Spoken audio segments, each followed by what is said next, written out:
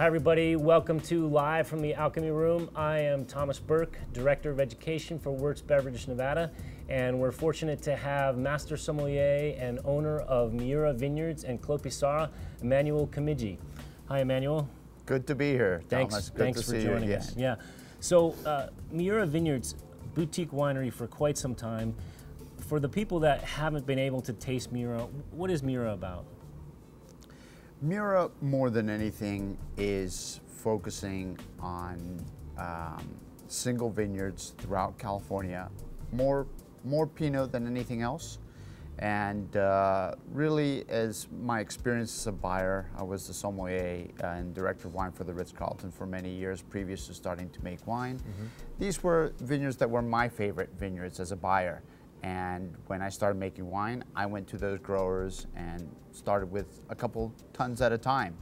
And that's how Miura really got started in, commercially, I always say 98. Started making wine for fun with some friends in 95, but commercially 98, you're commercial when your friends don't drink most of what you drink and you have something to sell. So, and those wines were released in early 2000. So, Emmanuel, under the Miura label, what are the specific wines that you produce? Well, under Miura, we do 6 Pinots, 5 single vineyards. So we have from the Anderson Valley, we have the Williams Ranch. Mm-hmm. From Monterey, we have the Salachi Vineyard. From Santa Lucia Highlands AVA, we have Gary's Vineyard and Pisoni Vineyard. And then in Arroyo Grande Valley, in South San Luis Obispo, we have the Talley Vineyard. Along with that, we also have a geographic appellation wine, a Monterey County Miura Pinot. I think when we think about all those wines, the Pisoni is probably the one that really typifies the style of wine that you make and the quality of wine you make. So what do you say we taste the Pisoni Vineyard? Sounds good to me. All right, let's do it. So while I'm pouring, could you just tell us a little about the production of Pisoni? Well, everything that we do in California, we do by the acre. Mm-hmm. So we lease out acres at each of these vineyards and then manage our parcel ourselves. With the crew, with Pisoni's crew, for example, or Burt Williams's crew. But we make all the pruning, leafing, irrigating, and obviously picking decisions ourselves. Yeah. So. And how much of the Pisoni is produced?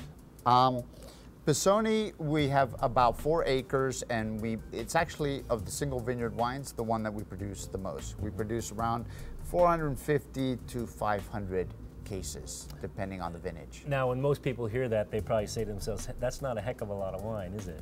No, it isn't. And I would love to get more Pisoni, but there's no way. You know, we already feel very fortunate that we have that much Pisoni. Actually, most, you know, probably the average production of most producers at Pisoni is half of that. Oh, really? So it is very small. So we feel very fortunate to have that much Pisoni. Now, when we smell and taste Pisoni, what are, in your mind, because you worked with this vineyard so long, what are the classic characters of the Pisoni that you produce? Well, you know, Pisoni, I think, is a very unique vineyard, in Pinot vineyard, not just in California, anywhere, because you get an incredible extraction, intensity, concentration that is just not something that those aren't words you usually associate with Pinot Noir. Right. In fact, you know, with Pinot, most of the time it's about trying to get great color and great extraction, and really, it's like you have this mule and you're trying to move it along, right?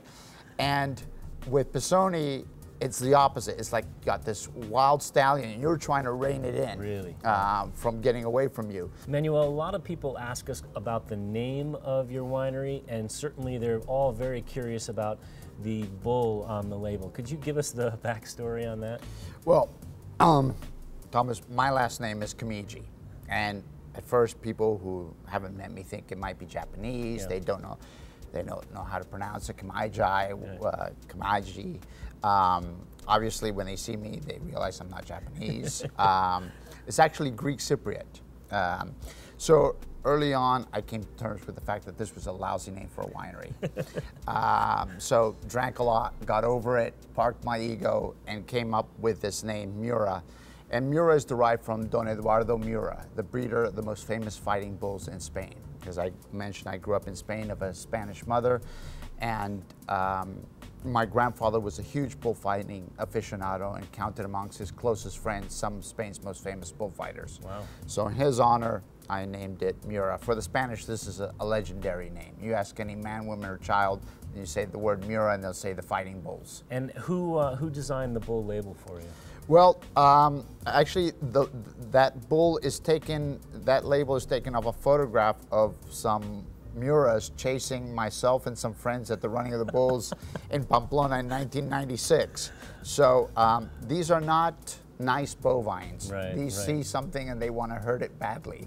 I got a local artist in San Francisco to make kind of a modern impression of that photograph, and hence how we ended up with. And still a great connection to your history and your background, yeah? Absolutely. Yes, well, I think a label has to be a part of what you are. It has to be significant to what you are and who you are and what you're trying to do. The one question I think a lot of people would have is, now that you started as a sommelier, actually kind of critiquing and tasting a lot of other people's wines, do you feel you have more empathy now for the people who actually produce the wine now that you're on the other side of it? Well, I hope I was nice. As a buyer, I hope I was nice. I'm always, you know, I think as a buyer, I was very influenced by the great French philosopher Hilaire Belloc, who once said, if you taste the wine and you don't like it, don't say it is good, but don't say it is ghastly either. Move on to something that gives you more pleasure. That's, I think, good advice, absolutely. Everyone, thanks for joining us again live from the Alchemy Room, and I want to thank our guest today, Master Sommelier Emmanuel Kemiji. Emmanuel, thanks for joining us. As always, Thomas, a great pleasure to catch up with you again. It's always good to talk to you. So thanks again, and you can find Miura wines and other wines on our website, ordering.wurtzbev.com. Thanks, and see you again.